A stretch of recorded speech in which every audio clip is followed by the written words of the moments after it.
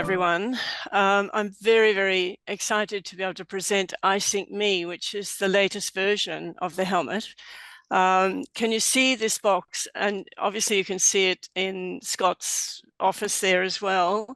So it's beautifully presented. Inside I have the latest version of the helmet, which is called the iSyncMe. And the iSyncMe is very similar to the iSync Wave that you have, Scott, there. The iSync Wave is for the research. The iSyncMe, it has 19 electrodes inside. It also has in the front, it measures your heart rate and measures a heart rate variability analysis. There's an extra electrode that comes with it that plugs in here for measuring, it's your ground electrode as well. So it's beautifully presented. Each of these can come out further if it's a smaller child. And inside each of these are LED lights. And so once you have your measurement, you can then choose which lights and frequency of the light that needs to be utilized for photobiomodulation training. It's a beautiful device. It is so easy to put on, dry electrodes. In 15, 20 minutes, you can have your results back in front of you after doing the measure. You can measure for 2 minutes, you can measure for 20 minutes, depending on if you're looking for seizure activity and things like that. So it's really is, it's state of the art. And what I believe, because the measure is interpreted through AI, I'm just going to put this back, because the measure is interpreted through AI, it's learning all the time, number one. But number two, for the first time, QEEG is standardized. And what's driven me crazy over the years is that the same analysis, the same EEG analyzed by different clinicians, top clinicians, and you'll get arguments over this and that and a whole lot. And it really hasn't done us any favors with the EEG. And now this, I think, takes neuroscience to a new level because it's standardized, and there'll be a lot more respect for this process as well, I believe. So the analysis and the database, it's the only normative database in the world that is gender specific as well as age. And it's a huge database from ages 4 to 80 years. So they took 7 years to develop it. They've done an extraordinary job. And yes, they're Koreans, but when they've done brain analyses around the world, they've found very similar EEGs. So I think they're all important points to mention. Moving on from that, the analysis comes in 2 levels. And so you have one level that's really detailed that you can actually go through the EEG. You can denoise it yourself and take out artifacts, or you can use the AI denoising, which I find incredibly convenient and much better than my denoising. And then, so what I want to do is just, if you can see my screen, I'm not quite sure. Can you see this here? That's all right. So what we have here is the original data, and you can see there's a lot of noise in it. And then that's been denoised. And I'll just move that down. And you can see here that this is the clean data, and you can move right through the whole EEG like this, right through to the end. You can see there's a lot of noise on F4, and we'll have a look at that later. But then it goes through, first of all, you can look at the split half and retest reliability of each channel. And they say if it goes below 9, that you should basically denoise yourself. So that's quite good. But then on top of that, you have, excuse me a second.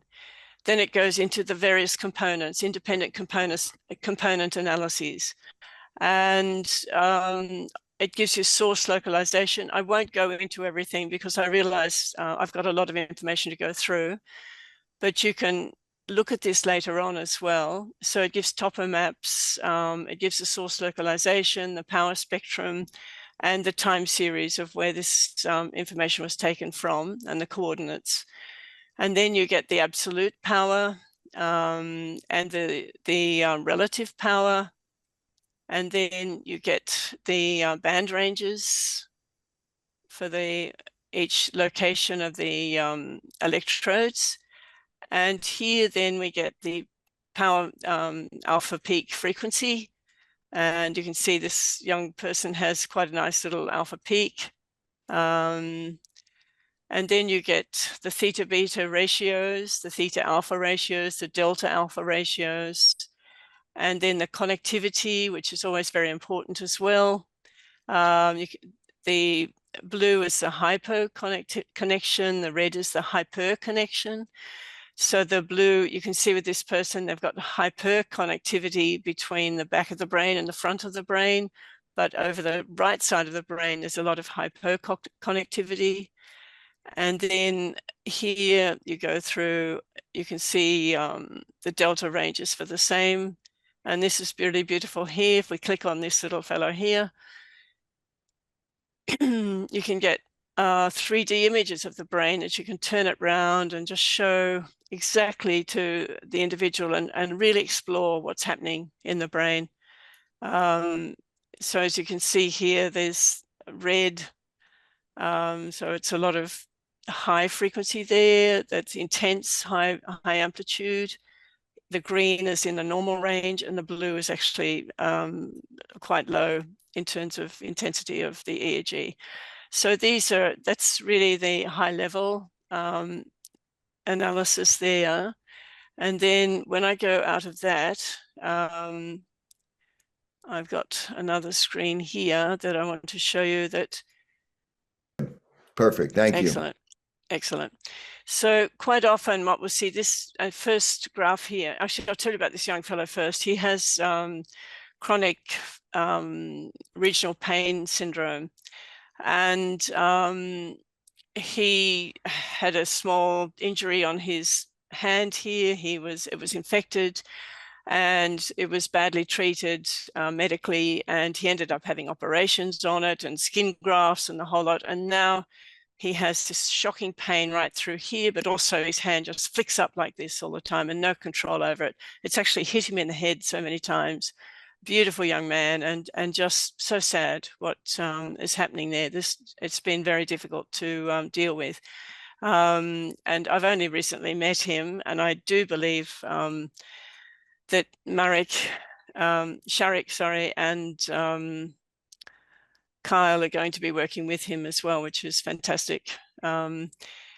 So when we look through this, quite often we'll see red or blue on these brain maps, and that's indicating either the red, if it's red, it's too much theta activity and an underactive brain. If it's blue, it's an overactive brain. So his brain is actually looking quite calm. And then you look at the frontal region, you can see the percentile ranking. So that's compared to the database. And it tells you a little bit about each of the different lobes: frontal, temporal, parietal, occipital. And here you get the standard distribution of healthy people, a description of each of these. But what I love as well is this here, which is, it goes through each lobe of the brain, describes what it's for, but then it goes through the areas of each part of that lobe, which I've never seen before in a report.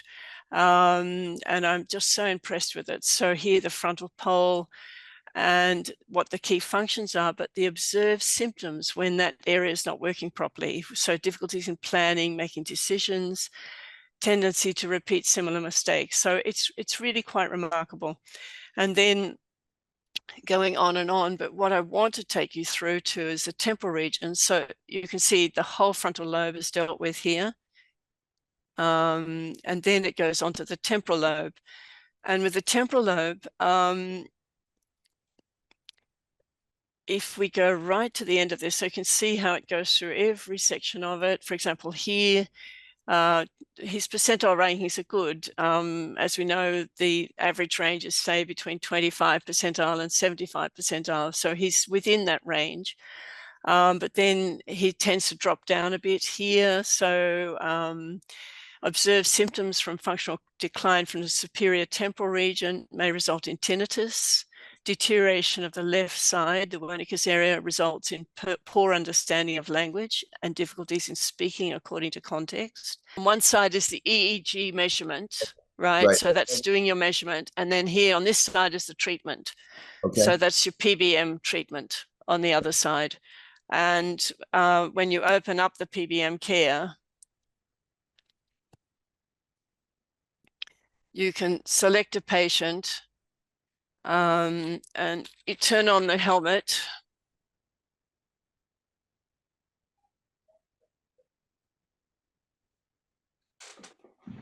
And then, okay, so I'm just randomly touching here, but you can select, caramba, wait on. Let me just do something here. So you can see how I've selected certain protocols there, certain regions of the brain to actually stimulate. And when you say stimulate, what does that mean? Like what frequency? Photobiomodulation, yeah. Right, what are you using? What frequencies are those? It's 650 hertz, 850 hertz, and it's pulsed at the frequency that you want. So you can choose your frequency here. Okay. So you can, I usually, if it's someone very active, I'll do a slower frequency initially, and then select all areas. So you can select everything to do the photobiomodulation as well, and then press start. And that's actually pulsing. All right, confirm, sorry. So with each diode, can you choose a different frequency, or are they all the same frequency? No, you can just select certain frequencies, and then so you can see that's flashing now. Can you see that? Mm-hmm. Yes. And that's just showing the whole brain as being receiving the stimulation. Right. And I'll just show you inside the helmet. I'm not sure if you can see, but anyway, each one of those electrodes is emitting infrared frequency. They're all doing the same frequency.